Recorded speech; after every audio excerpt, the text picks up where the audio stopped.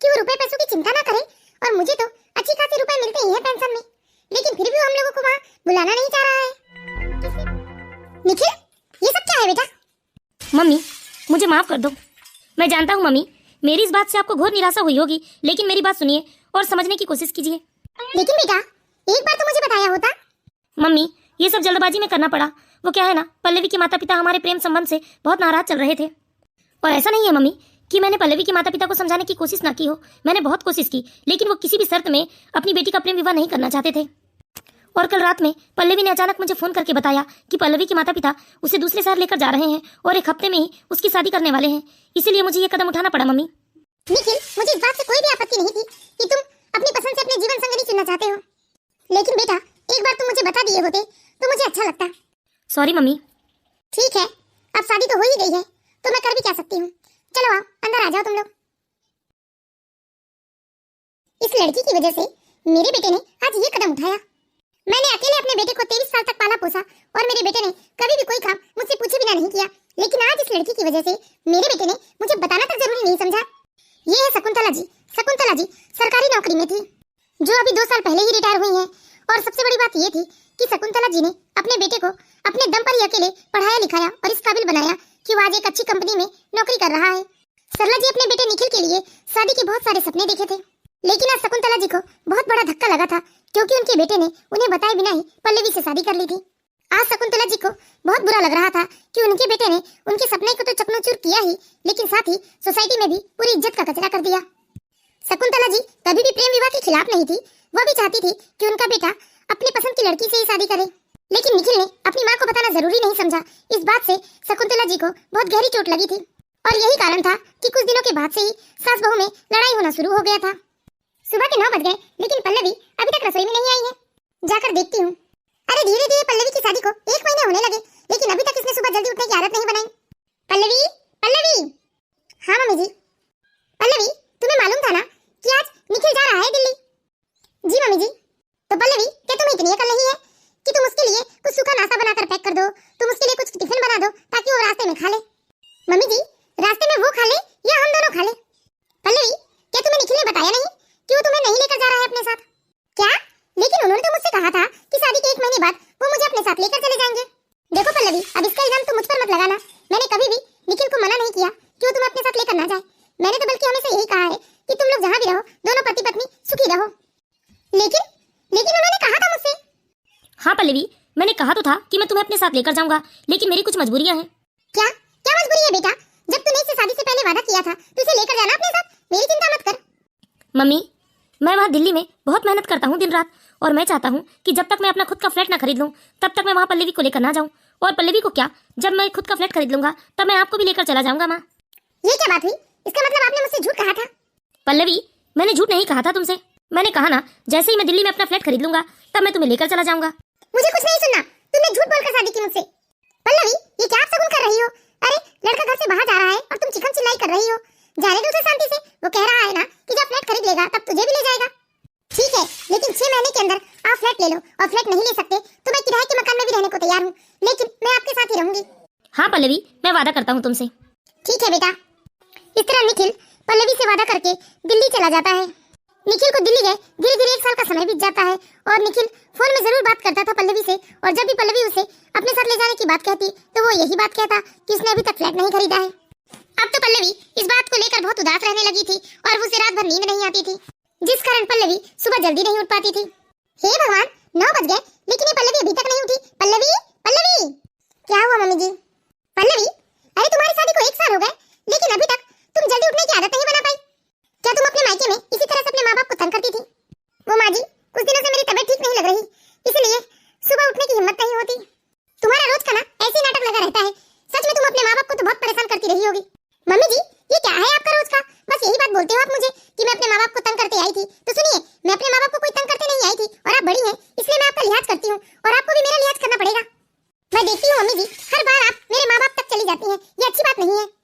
अच्छी बात नहीं है तो क्या ये अच्छी बात है कि तुम 9 बजे सोकर उठती हो? अरे ऐसी कौन सी बहू है जो 9 बजे तक बिस्तर नहीं छोड़ती? पहले तो अपनी आदत बदल लो, उसके बाद तुम मुझे भाषण देते रहना। बस इसी वजह से सास बहू में हमेशा लड़ाइयाँ हुआ करती थी, और एक कारण ये भी था कि पल्लवी दिन ब दिन बहुत आलसी होते जा रही थी। या तो पल्लवी सारा दिन फोन पर लगी रहती थी या फिर टीवी देखते रहती थी। निखिल तो वादा करके चला गया था दिल्ली, लेकिन वो अभी तक लौट कर नहीं आया था।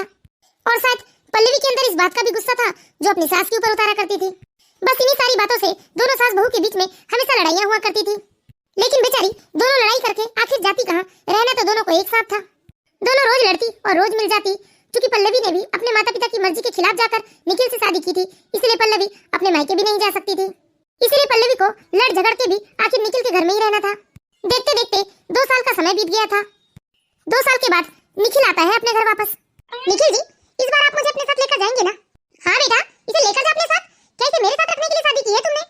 ऐसा नहीं है माँ कि मैं पल्लवी को लेकर नहीं जाना चाहता, लेकिन अभी मेरी ट्रेनिंग चल रही है और मैं एक जगह स्थायी नहीं रहता। कभी मुझे इस शहर से उस शहर जाना पड़ता है और अब तो 6 महीने के लिए मैं विदेश भी जा रहा हूँ ट्रेनिंग में। मुझे सब समझ में आता है निखिल, तुमने जानबूझकर मुझसे शादी की ताकि तुम मुझे अपनी माँ के पास छोड़कर जाओ और तुम शहर में मजे करो। ये क्या बोल रही हो पल्लवी? मैं शहर में मजे नहीं कर रहा हूँ। मैं तो खुद कितना परेशान रहता हूँ, ऑफिस का कितना बर्डन होता है मेरे ऊपर। अरे बेटा, ये ऑफिस का बर्डन तो जिंदगी भर नहीं खत्म होगा, तो क्या तू पल्लवी को कभी अपने साथ लेकर नहीं जाएगा? माँ, मैंने कहा ना मैं लेकर जाना चाहता हूँ, लेकिन अभी मुझे थोड़ा और समय दीजिए आप लोग। बस मैं ट्रेनिंग से वापस आ जाता हूँ, उसके बाद मैं ले चलूंगा पल्लवी को। ठीक है बेटा, याद रखना सिर्फ 6 महीने, उसके बाद तुम पल्लवी को यहाँ से लेकर ही जाना। ठीक है माँ, वो तो मैं आप लोगों से मिलने आ गया था, मुझे कल सुबह वाली ट्रेन से ही निकलना है। ठीक है बेटा। इस तरह निखिल छुट्टियां लेकर तो आता, लेकिन वो पल्लवी को कभी अपने साथ लेकर नहीं जाता। वो हर बार कोई ना कोई बहाना बना जाता था। अब तो बेचारी पल्लवी और ज्यादा उदास रहने लगी थी, उसका मन कहीं नहीं लगता था। धीरे धीरे इस बात को 6 महीने बीत जाते हैं। फिर एक दिन पल्लवी गुस्से से फोन करती है निखिल को। हेलो निखिल जी। हाँ पल्लवी, कैसी हो तुम? निखिल जी, ये बताइए 6 महीने पूरे हो चुके हैं, आप विदेश से आ गए हैं ना दिल्ली? हाँ पल्लवी, आ तो गया हूँ, लेकिन अभी भी एक प्रोजेक्ट में काम करना पड़ रहा है मुझे, इसलिए मैं अभी नहीं आ सकता गाँव। देखिए जी, मैंने सब कुछ बहुत बर्दाश्त कर लिया, लेकिन इस बार आप गांव आएंगे ना तो पक्का मैं आपके साथ चलूंगी। यहाँ मेरा बिल्कुल मन नहीं लगता। आप मुझे समझने की कोशिश क्यों नहीं करते?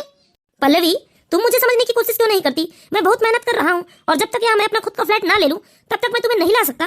प्लीज तुम मेरी मजबूरी तो समझो यार। जब तक तुम माँ के साथ रहो, माँ भी तो अकेली है, उन्हें भी तो किसी के साथ और सहारे की जरूरत है ना। और अगर मैं माँ को वहाँ अकेला छोड़ दूंगा तो समाज क्या कहेगा? हाँ जी, आप समाज की चिंता कीजिए, अपनी मम्मी की चिंता कीजिए, लेकिन मेरी चिंता मत कीजिए। जब आपने अपनी मर्जी से मुझसे शादी की थी तब आपने तो समाज की चिंता नहीं की थी ना। एक बार मुझे समझने की तो कोशिश कीजिए। बेचारी पल्लवी निखिल की बात मन मार कर मान लेती है। वैसे भी उसके पास और कोई चारा तो था नहीं, वह उसके मायके वाले तो उसकी सहायता कभी कर नहीं सकते थे। धीरे धीरे निखिल और पल्लवी की शादी को 2 साल हो जाते हैं। अब तो पल्लवी बहुत ही गुमसुम रहने लगी थी। उसे देखकर ऐसा लगता मानो वो कई दिनों से बीमार पड़ी हुई है। वह किसी से ज्यादा बातचीत नहीं करती और बस घर के किसी कोने में पड़ी रहती। जीजी, अरे पारो तुम आओ ना, बैठो। और सुनाओ पारो, सब बढ़िया? हाँ जीजी। पल्लवी, जरा चाय पानी लेकर आओ, देखो तुम्हारी पारो चाची आई है। जी मम्मी जी। नमस्ते चाची। खुश रहो बेटा। अरे जीजी, ये आपकी बहू को दिन ब दिन होता क्या जा रहा है? जरा उसका भी तो ध्यान रखिए आप। अरे पूरे मोहल्ले में बातें होने लगी है अब तो कि आपकी बहू बहुत ही दुखी और एकदम बीमार सी नजर आती है। अरे दुखी क्यों ना हो बेचारी, शादी को 2-3 साल होने को आए और पति उसे छोड़कर दिल्ली में रह रहा है। और जब पति से दूरी रहती है तो बेचारी को माँ बनने का सुख कहाँ से प्राप्त होगा? अरे माँ बनने के बाद ना हर लड़की के चेहरे में एक अलग ही नूर छा जाता है। शकुंतला जी अपने अड़ोस पड़ोस की महिलाओं के मुंह से ये बात सुनकर मन ही मन में बहुत परेशान होने लगी थी, लेकिन ये बात उन्होंने अपनी बहू के सामने जाहिर नहीं की थी। मोहल्ले की महिलाओं के जाने के बाद शकुंतला जी ने अपने बेटे को फोन लगाया। ये भी तो बात सच है। अरे निखिल ने पल्लवी के साथ प्रेम विवाह किया है और उसके बाद भी वो अपने साथ पल्लवी को लेकर नहीं जाना चाहता। मैंने तो कभी भी निखिल को मना नहीं किया कि वो पल्लवी को अपने साथ लेकर ना जाए, लेकिन अभी तक वो लेकर गया क्यों नहीं? मैं तो आज बात करती हूँ निखिल से। हेलो हेलो निखिल बेटा। हाँ मम्मी, कैसी हो आप? अब बहुत हुआ बेटा निखिल, अब हम लोग ना तुम्हारे पास आ रहे हैं। तुम भी कब तक अकेले रहोगे? अब तुम्हें भी तो हमारी जरूरत महसूस होने लगी होगी ना बेटा। अरे 3 साल हो गए तुम लोगों की शादी को। माँ, आप समझने की कोशिश कीजिए ना माँ। मैंने कहा ना कि जब मैं अपना खुद का फ्लैट खरीद लूंगा तब आप दोनों को यहाँ ले आऊंगा। निखिल बस कर तू अपनी बकवास। अरे कब तक हम तेरे अपने फ्लैट का इंतजार करें? क्या तेरे फ्लैट का इंतजार करते करते मर जाए हम दोनों यहाँ? माँ मैं ऑफिस में हूँ, मैं आपसे बाद में बात करता हूँ। अरे कुछ ना कुछ तो बात जरूर है, वरना बार बार निखिल यही बात कहकर टालता क्यों कि वो जब तक अपना फ्लैट नहीं लेगा हम लोगों को वहाँ नहीं लेकर जाएगा। मुझे तो समझ में आ गया कि दाल में जरूर कुछ काला है, ये वहाँ जरूर कुछ ना कुछ गुल खिला रहा है। क्या हुआ मम्मी जी? अरे कुछ भी तो नहीं हुआ है पल्लवी। अच्छा पल्लवी, मैं अपनी सहेली के यहाँ जा रही हूँ किसी काम से, तुम खाना बनाकर खा लेना, मुझे आने में जरा देर हो जाएगी। ठीक है मम्मी जी। जाकर पता तो करूँ कि आखिर बात क्या है। हे भगवान, मुझे तो बहुत डर लग रहा है, ना जाने ये लड़का क्या गुल खिला रहा है वहाँ दिल्ली में। अरे निखिल से मैंने कितनी बार कहा कि वो रुपए पैसों की चिंता ना करे और मुझे तो अच्छी खासी रुपए मिलते ही हैं पेंशन में, लेकिन फिर भी वो हम लोगों को वहाँ बुलाना नहीं चाह रहा है। किससे पता करूं, क्या करूं? अरे मेरे पास तो निखिल की दोस्त का नंबर है, मैं उसी से बात करती हूँ, शायद कुछ पता चल जाए मुझे। हेलो, क्या तुम विवेक बोल रहे हो? हाँ, मैं तो विवेक बोल रहा हूँ, लेकिन आप कौन बोल रहे हो? बेटा मैं शकुंतला बोल रही हूँ। माफ कीजिए, मैंने आपको पहचाना नहीं। बेटा मैं निखिल की माँ बोल रही हूँ, निखिल वर्मा, पहचानते तो हो ना तुम? ओह अच्छा, सॉरी माँ जी, मैं आपको नाम से नहीं जानता था ना। कैसी है माँ जी आप? बेटा मैं तो अच्छी हूँ, बस एक चिंता खाई जा रही है मुझे। चिंता? कैसी चिंता माँ जी? निखिल की चिंता बेटा। अरे निखिल की चिंता करने की क्या जरूरत है आपको? निखिल अच्छी पोस्ट पाया हुआ है, अच्छी सैलरी पा रहा है, अपना खुद का 3 BHK का फ्लैट ले लिया है, सुख सुविधा भरी जिंदगी जी रहा है। और वो एक दिन मुझसे कह भी रहा था कि वो आपको भी दिल्ली लेकर आना चाहता है। पति पत्नी बढ़िया मजे की जिंदगी जी रहे हैं वो लोग। क्या मतलब, मैं कुछ समझी नहीं। पति पत्नी? हाँ माँ जी, वो निखिल की पत्नी है ना, रीमा। माँ जी आप तो बड़ी ही खुशकिस्मत है, क्योंकि जितना काबिल आपका बेटा है उतना ही काबिल आपकी बहू भी है। दोनों बहुत ही अच्छा परफॉर्मेंस कर रहे हैं, सच में दोनों पति पत्नी कंधे से कंधा मिलाकर चल रहे हैं। अच्छा ठीक है बेटा, थैंक यू। जी माँ जी। आखिरकार मेरी शंका सही साबित हुई। अब तो मैं निखिल को फोन करके भी नहीं बताऊंगी कि मैं वहाँ आने वाली हूँ, क्योंकि वो मुझे साफ मना कर देगा। अब तो मैं ऐसे बिना बताए जाऊंगी और देखूंगी आखिर वो निखिल वहाँ क्या गुल खिला रहा है जो बहू को अभी तक अपने साथ लेकर नहीं गया। इस तरह शकुंतला जी अपने बेटे को बताए बिना ही अपनी बहू को लेकर दूसरे दिन सुबह की ट्रेन से दिल्ली के लिए निकल जाती है। अरे माँ आप यहाँ अचानक कैसे? निखिल कौन है सामने? रीमा, ये मेरी मम्मी है, और ये मैंने बताया था ना तुम्हें। अरे उसे तो बता दिया, मुझे बताओ कौन है ये मेरी वाइफ है। क्या ये तुम्हारी वाइफ है? पल्लवी उठो बेटा। पल्लवी, अपने पति की असलियत जानकर तो पल्लवी चक्कर खा के जमीन में गिर जाती है, लेकिन बेचारी शकुंतला जी जैसे तैसे पल्लवी को संभालती है और एक जगह बिठाती है। पल्लवी उठो बेटा। पल्लवी यही बैठो बेटा तुम। क्या इस लड़की को पता है कि तुम पहले से शादीशुदा हो? हाँ मुझे पता है पहले से। बड़ी ही ताज्जुब की बात है कि तुम इतनी पढ़ी लिखी लड़की होकर एक शादीशुदा लड़के के साथ शादी करके रह रही हो यहाँ। बेटा ये क्या किया बेटा तूने? किस बात की सजा दे रहा है तू मुझे? ये तिल मारने से अच्छा है कि मुझे तू जहर ला कर दे दे, ताकि मैं मर जाऊं और सुकून से हमेशा के लिए सो जाऊं। बेटा किस बात की कमी रह गई थी मेरे संस्कार में जो तुमने मुझे आज ये दिन दिखाया है? अरे मैं कहती हूँ इतना बड़ा कदम उठाने से पहले कुछ तो सोचा होता। अरे तेरी पत्नी है पल्लवी, तूने एक बार भी अपने पत्नी के बारे में नहीं सोचा, और तूने तो अपनी मर्जी से ही शादी की थी ना पल्लवी के साथ। अरे तुम शादीशुदा होने के बाद भी कैसे दूसरी शादी कर सकते हो? अरे तुम इतने निर्दयी निष्ठुर कैसे हो सकते हो? मैंने तुम्हारे कारण ही अपने माता पिता से संबंध तोड़ा, लेकिन मैं तो अंधी थी कि तुम जैसे इंसान के खातिर अपने माता पिता को छोड़कर चली आई। अगर मैंने उस समय अपने माता पिता की बात मान ली होती तो आज मैं एक सुखी जीवन जी रही होती, लेकिन मैंने अपने माता पिता का दिल दुखाया, इसलिए देखो ना आज मैं भी चैन से नहीं हूँ। मैं तुम्हें कभी माफ नहीं करूंगी, कभी माफ नहीं करूंगी निखिल। पल्लवी मेरी बात समझने की कोशिश करो। पल्लवी मत छुओ मुझे, दूर हो जाओ तुम मेरे सामने से। अच्छा मुझे समझने की कोशिश तो करो। अरे मैं तुम्हें हर्जाना देने को तैयार हूँ, तुम जितना भी चाहती हो मैं तुम्हें उतने रुपए दे दूंगा, मैं तुम्हारा सारा खर्चा उठाऊंगा, लेकिन तुम मुझे तलाक दे दो। हाँ मैं तुम्हें तलाक देने को तैयार हूँ। पल्लवी ये क्या बोल रही हो बेटा तुम? ये कैसी बात कर रही हो? अरे ये तुम्हारे पूरे जीवन का सवाल है। पागलों जैसी बात मत करो बेटा, थोड़ा सोच समझ कर तो फैसला लो। ये तुम्हारी पूरी जिंदगी का सवाल है। नहीं मम्मी जी, क्या आप चाहती हैं कि मैं ऐसे पति के साथ रहकर जिंदगी भर प्यार के लिए तरसती तड़पती रहूं, जिसने एक बार भी मेरे बारे में नहीं सोचा, जिसने मात्र मुझे एक वस्तु समझा और सिर्फ अपने गरज से मेरा उपयोग किया और फेंक दिया? ऐसे पति से तो अच्छा है कि मैं विधवा की जीवन जी लूं। जाओ निखिल, आजाद किया मैंने तुम्हें, और सुन लो तुम इस गलतफहमी में मत जीना कि तुम्हारे दिए गए भीख से मैं अपनी जिंदगी काटूंगी। अरे अपनी जिंदगी संभाल लूंगी मैं, इतनी काबिलियत तो है मेरे अंदर। प्लीज पल्लवी मेरी बात समझने की कोशिश करो। बस बहुत हुआ, तुम मुझे कुछ नहीं समझाओगे। पल्लवी फ्यूचर के लिए रुपए बहुत जरूरी है, तुम रुपए ले लो मुझसे, पर रुपयों के लिए इनकार मत करो। खबरदार, जो तुमने मुझे हाथ लगाया, मुझे ना तो तुम्हारी फूटी कौड़ी की जरूरत है और ना ही तुम्हारी दया की। तुम कार्रवाई शुरू करो, मैं तुम्हारे साथ हूँ। और सुन लो, मैं भी जल्द से जल्द ना इस रिश्ते से आजाद होना चाहती हूँ। पल्लवी रुको बेटा, अरे तुम अकेली नहीं, मैं हूँ तुम्हारे साथ। पल्लवी तुम्हारे साथ तुम्हारी माँ है बेटा, कभी अपने आप को अकेली मत समझना। माँ ये आप क्या कर रही हैं? पराई लड़की के लिए बेटे का साथ छोड़ रही हैं आप। खबरदार, जो तूने मुझे माँ कहा तो अरे पराई वो नहीं, पराया तो तू है। मेरे अपनेपन का तूने क्या सिला दिया है मुझे, ये तो मैंने देख लिया। पल्लवी को तो जैसे विश्वास ही नहीं हो रहा था कि वो वही मम्मी जी है जो पहले उससे खूब लड़ा करती थी, मौका पाकर ताने देने से चूकती नहीं थी।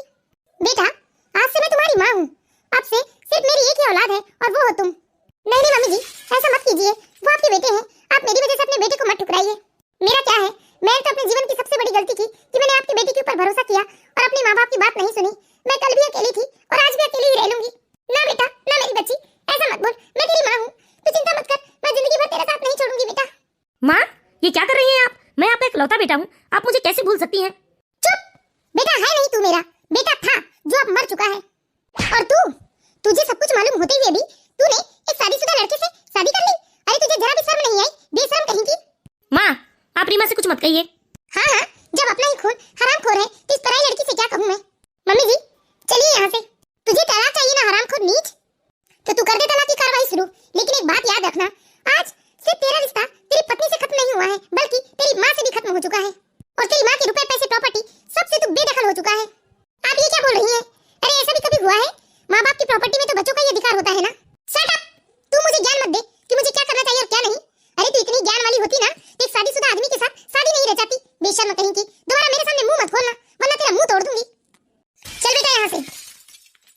आई एम सॉरी रीमा, तुम्हें मेरी माँ ने न जाने क्या क्या कह दिया। तुम्हारी माँ ने? अब वो तुम्हारी माँ नहीं है, उसे माँ मत कहो। रीमा, वो जैसी भी हो लेकिन है तो मेरी माँ ना। प्लीज तुम मेरी माँ के लिए ऐसा मत कहो। अभी माँ मेरी नाराज है, जब उनकी नाराजगी खत्म हो जाएगी तो मुझे पहले जितना ही प्यार करेगी। इसलिए प्लीज मैं तुमसे रिक्वेस्ट करता हूँ, मेरी माँ के लिए कभी उल्टा सीधा कुछ मत कहना। धीरे धीरे इस बात को 6 महीने का समय बीत जाता है, लेकिन पल्लवी अभी भी बेचारी बहुत ही उदास रहने लगी थी। उसके जीवन में तो जैसे दुख के बादल छाए हुए थे। वो चाहकर भी अपने आप को इन सब बातों से अलग नहीं कर पा रही थी। बेटा तू कब तक ऐसे दुख में डूबी रहेगी? अरे वो तो तेरा ना हो सका, तू क्यों उसके बारे में सोचती है? भूल जा उसे, मैंने तो भुला दिया उसे। माँ मेरी ही गलती है, मैंने अपने माँ बाप का दिल दुखाया, इसलिए देखो ना आज मेरे भी जीवन में कोई सुख नहीं है। मैं बहुत बुरी बेटी हूँ माँ, मैंने अपने माँ बाप का बहुत दिल दुखाया। जाने दे बेटा, तुझे भी क्या मालूम था कि ये निखिल इतना मक्कार निकलेगा जो तेरे साथ इतना बड़ा धोखा करेगा। बेटा 6 महीने हो गए इस बात को, लेकिन ना तू ढंग से खाती है ना पीती है, ना घर से बाहर निकलती है। अरे ऐसे कब तक चलेगा बेटा?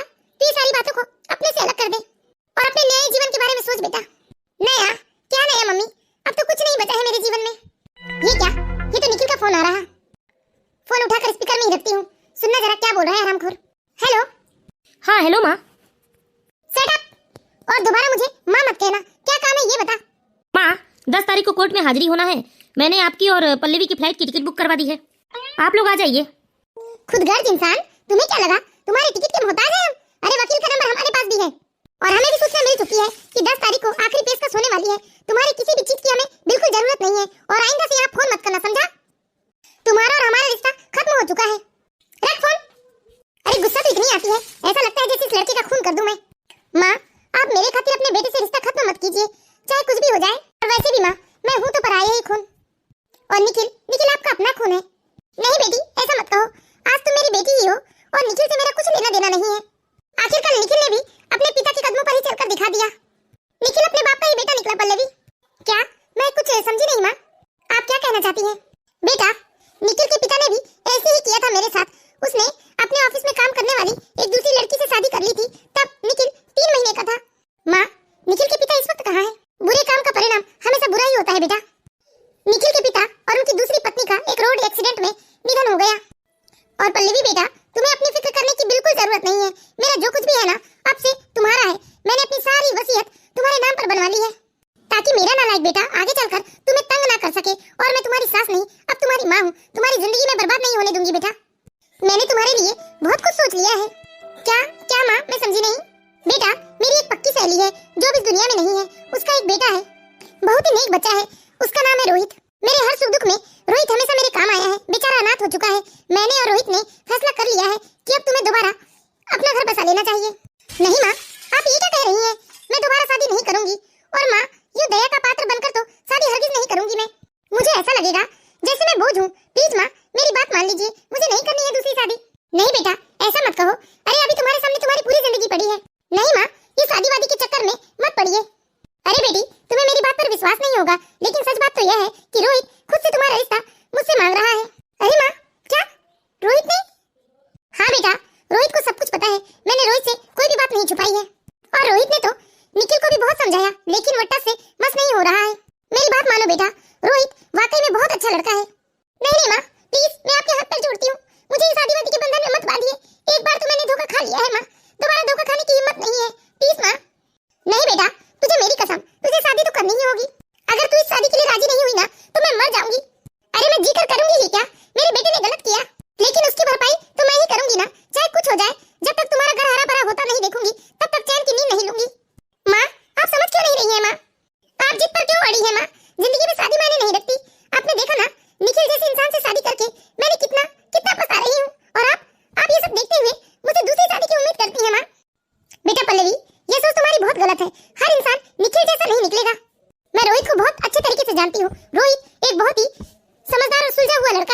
और वो तो खुद बेचारा समय कमा रहा है।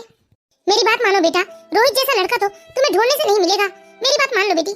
और निखिल को तो उसके कर्मों की सजा भुगतनी ही पड़ेगी। ठीक है माँ, मैं आपकी जिद के आगे और कुछ नहीं कर सकती।